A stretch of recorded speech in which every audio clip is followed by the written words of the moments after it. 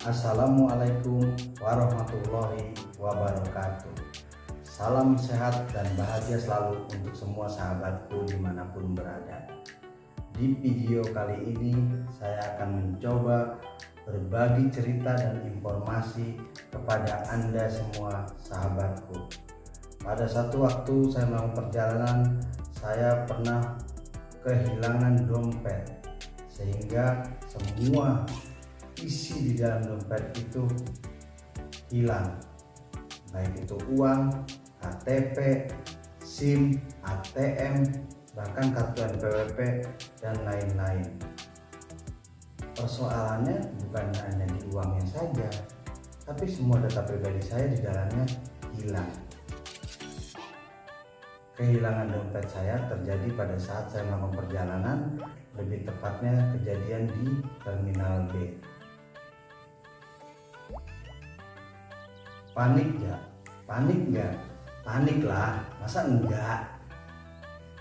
Oke, sahabatku dimanapun berada yang baru saja bergabung atau baru melihat video saya harap jangan lupa untuk like, komen, subscribe, and share video saya ini agar menjadi penyemangat bagi saya untuk mengembangkan konten dan channel saya ini. Ya, tentunya kehilangan dompet sangat menyedihkan. Saat itu perasaan saya seketika menjadi lemas, bingung dan tak percaya bahwa saya sudah kehilangan dompet. Tapi saya menyadari panik saja tidak cukup menyelesaikan masalah. Maka keesokan harinya saya mengambil cuti perusahaan untuk melakukan ataupun membuat ulang semua surat-surat pribadi saya, baik KTP, SIM, ATM, dan NPWP. Baik, untuk itu saya membaginya menjadi 4 sesi. Sesi pertama, pengajuan pembuatan ulang eKTP. Pertama, saya membuat surat pengantar dari RT RW setempat. Kedua, saya berangkat ke kelurahan dan menyiapkan fotokopi KK juga fotokopi KTP lama. Nah, yang ketiga, mengantri lalu mengisi form pengajuan pembuatan ulang eKTP.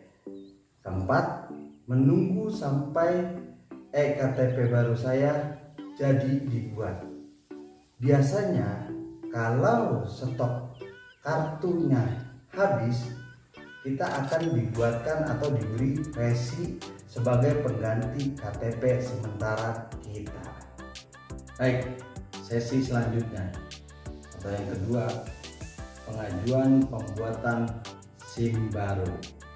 Yang pertama adalah buat surat laporan kehilangan dari kepolisian. Yang kedua, datang ke Satpas SIM. Ketiga, jangan lupa siapkan fotokopi SIM dan KTP. Keempat, serahkan dokumen ke petugas loket pendaftaran, karena biasanya setelah itu akan ada tes mata. Kelima, membayar ke loket pembayaran. Keenam, menyerahkan bukti pembayaran kepada petugas yang ada di tempat. Ketujuh, sesi pengambilan foto dan ambil sidik jari oleh petugas. Kedelapan, terakhir, menunggu sampai jadi SIM yang baru yang dibuat oleh petugas kepolisian. Sesi ketiga, pengajuan buat ulang kartu ATM baru. Yang pertama, buat laporan kehilangan di Polsek di mana terakhir kartu ATM kita hilang. Yang kedua, datang ke bank untuk pengajuan buat ulang kartu ATM. Yang ketiga, siapkan KTP dan serahkan ke petugas bank untuk melakukan persamaan data pribadi kita dengan database yang ada di bank tersebut. Keempat, tunggu sampai ATM baru selesai dibuat. Kelima, bayar administrasi ke petugas kasir atau teller bank. Sesi keempat, pengajuan buat ulang kartu NPWP. Yang pertama, membuat surat kehilangan kartu NPWP dari kepolisian. Yang kedua, datang ke KPP atau kantor pelayanan pajak terdekat. Yang ketiga, jangan lupa bawa fotokopi KTP dan NPWP. Keempat, isi formulir pengajuan buat ulang kartu NPWP. Yang kelima, tunggu sampai selesai dibuat kartu NPWP yang baru. Baik sahabatku, itulah kegiatan yang telah saya lakukan ketika kehilangan dompet dan isinya, di mana saya harus bolak-balik mengingat dalam proses pembuatan kartu-kartu tersebut dilakukan di tempat-tempat yang berbeda. Sebagai catatan untuk kita semua, ada baiknya semua kartu-kartu pribadi kita, dari mulai KTP, SIM, kemudian NPWP dan KK, supaya ketika kita mengalami kehilangan seperti kejadian saya ini, kita tidak kehilangan juga data-data lamanya, untuk lebih mempermudah kita dalam pengajuan proses buat ulang kartu-kartu tersebut. Baik sahabatku, dimanapun berada, semoga informasi yang saya sampaikan ini dapat berguna dan bermanfaat bagi kita semua. Saya, Anda, dan semua orang. Kenapa?